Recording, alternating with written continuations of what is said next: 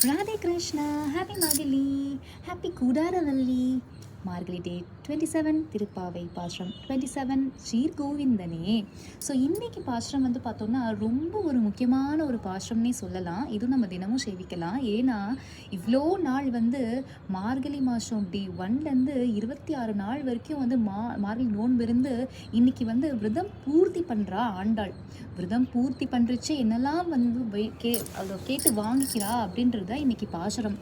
அவள் என்ன சொல்கிறான்னா, நம்ம முன்னாடியே பார்த்தோம் மார்கழி டேட் 2 திருப்பாவை இப்போ 2ஆம் பாசுரமில் வையத்து வாழ்வீர்கள் நாமும் நம்பாவைக்கு செய்யும் கிரிசைகள் கேளீரோ பார்க்கடலுள் பையத்து என்ற பரநடி பாடி நெய்யுண்ணோம் பாலுண்ணோம் நாட்களி நீராடி மையிட்டெழுதோம் மலர்க்கு நாம் முடியோம்.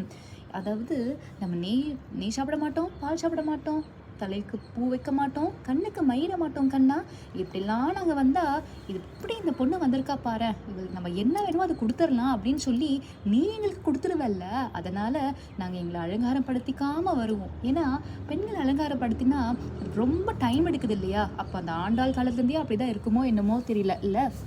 ஸோ பகவான் வந்து ஆண்டாள் இந்த மாதிரி தன்னை வந்து இவ்வளோ வற்புறுத்தி தன்னை எதுவுமே ஒரு அலங்காரம் கூட பண்ணிக்காமல் இந்த பிள்ளை வந்து நம்மளை கும்பிடுதே, அவளுக்கு என்ன வேணுமோ நம்ம தரணும்ல அப்படின்னு சொல்லி பகவானே நினச்சிப்பாராம். ஸோ அதனால் வந்து 2வது பாசுரம்ல ஆண்டாள் அந்த மாதிரி சொன்னான். ஆனால் இன்னைக்கு so the day she completes the fasting, இந்த மாதிரி நோன்பு முடியுது.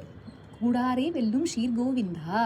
இந்த பாசத்தில் வந்து ஆண்டாள் வந்து பாருக்கண்ணா, நாங்கள் சொன்ன மாதிரியே நாங்கள் வந்து இவ்வளோ நாள் 26 நாளும் நானும் என் தோழி எல்லாரும் வந்து காலையில் வந்து உனக்காக உன் கோயிலுக்கு வந்து உன்னையும் எழுப்பி உங்கள் அம்மா அப்பா அப்புறம் நப்பின்னை ஸ்ரீதேவி எல்லாத்தையும் நாங்கள் எழுப்பிண்டு உன்னை கும்பிட்றதுக்காகவே இன்றைக்கி நாங்கள் கோயிலுக்கு வந்து உங்கள் வாசலில் நின்றுட்டுருக்கோம்.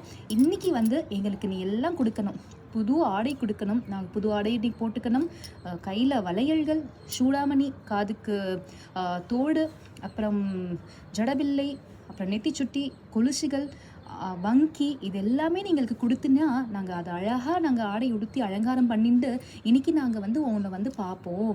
அப்படி நாங்கள் வந்து பார்க்குறச்சே பகவானுக்கு நெய்வேத்தியம் பண்ணணும் இல்லையா?